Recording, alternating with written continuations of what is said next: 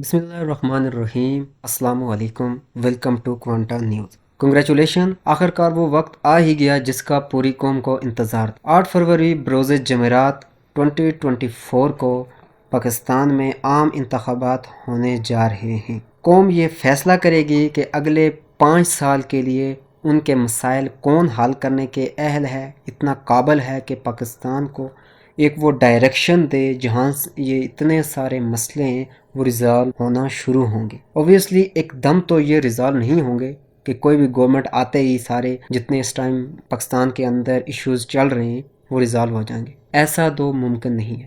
ہاں، یہی امید کی جا سکتی ہے کہ ایک ایسا لیڈر ہو، اس کے اندر اتنی کیپیبلٹی ہو جو اپنی قوم کو ایک ڈائریکشن دے کہ اس ڈائریکشن کی سمت چلتے ہوئے ہم اپنے ایشوز، اپنے مسائل حل کر سکتے ہیں۔ دیکھیں، 9 مئی تک جو پی ٹی آئی تھی ایک مقبول جماعت سمجھی جاتی تھی بھی، بلکہ 9 مئی کے بعد ان کا جو فال ڈاؤن شروع ہوا، ان کے اوپر بہت سارے کیسز ہوئے چلے۔ اب عمران خان صاحب اور شاہ محمود قریشی صاحب کے اوپر کچھ ان کے کیسز تھے جن کی وجہ سے عدالت نے ان کو 10 سال کی سزا دی ہے، اور وہ ڈائریکٹلی اپنے اس الیکشن مہم میں شامل نہیں ہو رہے۔ تو جس طرح باقی پولیٹیکل پارٹیز کے لیڈرز جلسے کر رہے ہیں، اپنی عوام کو اپنا موٹو بتا رہے ہیں کہ ہم نے جو بھی وعدے ہیں وہ کر رہے ہیں کہ ہم نے یہ آپ کو پرووائڈ کرنے ہیں سکسیسفلی۔ دیکھتے ہیں کل شام تک انشاءاللہ اس کی ایک پراپر رپورٹ بھی ہم شیئر کریں گے۔ اور ابھی ہم جو یہ رپورٹ بنانے جا رہے ہیں یہ ایک پاکستان کے الیکشنز کے اوپر ہے کہ پاکستان میں کتنی سیٹیں ہیں، پولیٹیکل سسٹم کیا ہے، کیسے یہ انتخابات ہوں گے، کتنا کوٹا ہے، کیا ہے، وہ سارا ایک ڈیٹیل میں ہوگا۔ ویڈیو کو کمپلیٹ دیکھیے گا کیونکہ یہ بہت ہی انفارمیٹو ویڈیو ہونے کو جا رہی ہے۔ اس سے پہلے پاکستان میں 11 بار جنرل الیکشنز ہو چکے ہیں۔ یہ 12ویں بار ہے کہ پاکستان میں عام انتخابات ہو رہے ہیں۔ انتخابات کے لیے مہم کے ہلکے پھلکے موسم کے باوجود انتخابات ایک ایسی حکومت کا انتخاب کریں گے جو ایک غیر مستحکم سیاسی منظرنامے، تشدد کے بڑھتے ہوئے واقعات اور معیشت کی بدحالی سے دوچار ملک میں استحکام لانے کی ذمہ دار ہوگی۔ ووٹرز بھی اپنی صوبائی اسمبلیوں کے لیے قانون ساز منتخب کریں گے، اس لیے عموماً ہر ووٹر 2 ووٹ ڈال سکتا ہے، ایک قومی اسمبلی کے لیے اور دوسرا صوبائی اسمبلی کے لیے۔ شام 5 بجے ووٹ ڈالنے کے لیے پہلے سے قطار میں موجود لوگوں کو ووٹ ڈالنے کی اجازت ہوگی، چاہے اس عمل میں توسیع ہو۔ اگرچہ پولنگ سٹیشن تشدد یا دیگر رکاوٹوں کا مشاہدہ کرتے ہیں تو اہلکار ووٹنگ میں توسیع کر سکتے ہیں تاکہ ووٹرز کو ووٹ ڈالنے کی اجازت دی جا سکے۔ دیکھیں، یہ جو چیز ہے نا، یہ بعض جگہوں پر دیکھی جائے گی جہاں کچھ اسپیشل کیسز بن جائیں گے۔ اگر ہم قومی اسمبلی کی نشستوں کی بات کریں تو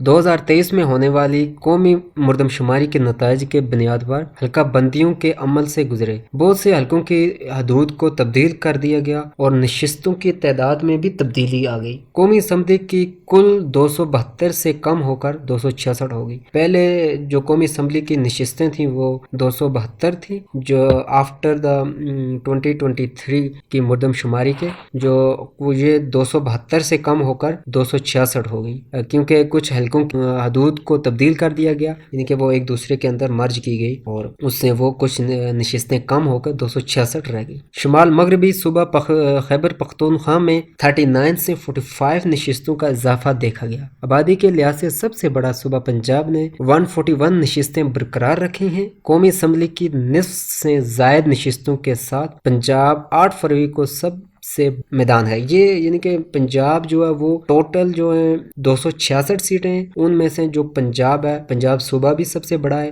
آبادی کے لحاظ سے، اور تو اس کے حوالے سے اس کی جو نشستیں ہیں وہ تقریباً ہاف سے بھی زیادہ ہیں، 141 ہیں۔ تو اس کے اندر جب 8 فروری کی شام کو پتہ چل جائے گا یا اس کے بعد کہ یہ کس طرح تقسیم ہوگی، فی الحال تو اس کی 141 نشستیں ہی رکھی گئی ہیں۔ اور دوسری طرف سندھ دوسرا سب سے زیادہ آبادی آبادی والا صوبہ، اور بلوچستان جو ملک کا سب سے بڑا لیکن سب سے زیادہ غریب صوبہ ہے، دونوں نے اپنی سابقہ قومی اسمبلی کی نشستیں بالترتیب 61 اور 16 پر برقرار رکھی ہیں۔ یعنی جو سندھ ہے اس میں جو قومی اسمبلی کی نشستوں کی تعداد ہے وہ 61 ہے، اور صوبہ بلوچستان جو رقبے کے لحاظ سے پاکستان کا سب سے بڑا صوبہ ہے، جسٹ 16 نشستیں برقرار رکھی ہیں۔ اور جبکہ اسلام آباد کی 3 نشستیں ہیں، اس کے علاوہ خواتین کے لیے 60 اور اقلیتوں کے لیے 10 نشستیں جو کہ قومی اسمبلی میں 5% متناسب نمائندگی کی بنیاد پر الاٹ کی جاتی ہیں۔ تو ایک جنرل ان پہ ہم دیکھیں تو یہ ٹوٹل قومی اسمبلی کی نشستیں 266 ہیں، 60 ریزرو سیٹیں فار وومن کے لیے، اور جو 10 سیٹیں وہ مائنورٹیز یعنی اقلیتوں کے لیے۔ جو اسلام آباد کیپٹل ٹیریٹری کی 3 سیٹیں ہیں، اور اس کے علاوہ 45 سیٹس جو ہیں وہ KPK کی ہیں، 141 سیٹس پنجاب کی ہیں، 16 سیٹس بلوچستان کی ہیں، اور 61 سیٹس سندھ کی۔ اس کے علاوہ اگر ہم ایوان بالا کی طرف رخ کرتے ہیں تو یہ ٹوٹل 100 نشستوں پر مشتمل ہوتا ہے، لیکن قومی اسمبلی کے برعکس سینٹ کا براہ راست انتخاب نہیں ہوتا، اس کے ارکان صوبائی اسمبلی ہی چنتی ہے۔ قومی اسمبلی کی میعاد 5 سال جبکہ سینٹ کی مدت 6 سال ہوتی ہے۔ سینٹ کے انتخابات لڑکھڑاتے رہتے ہیں اور ہر 3 سال بعد ہوتے ہیں۔ سینٹ قومی اسمبلی اور ملک کی صوبائی اسمبلیاں مل کر الیکٹورل کالج تشکیل دیتی ہے، جس کے نتیجے میں پاکستان کے صدر کا انتخاب ہوتا ہے۔ دیکھیں اگر ہم صوبائی انتخابات کے اوپر ایک نظر ڈالیں تو چاروں صوبوں بلوچستان، خیبر پختونخوا، پنجاب اور سندھ کی اسمبلیاں نمائندوں کا انتخاب کریں گی جو بدلے میں وزیر اعلیٰ کے لیے ووٹ دیں گی۔ قومی اسمبلی میں پنجاب کی نمائندگی کے تناسب سے اس کے پاس 371 نشستیں ہیں، سندھ کی اسمبلی کی 168 نشستیں، اس کے بعد KPK کی 124 اور جبکہ بلوچستان کی 65 نشستیں ہیں۔ قومی اسمبلی کی طرح صوبائی اسمبلیوں میں کچھ نشستیں خواتین کے لیے ہوتی ہیں اور کچھ اقلیتوں کے لیے۔ تو یہ تھی آج ابھی تک کی رپورٹ، اس پر آپ کی کیا رائے ہے؟ آپ کمنٹ سیکشن میں اپنی رائے کا اظہار کر سکتے ہیں۔ تھینک یو، اللہ حافظ۔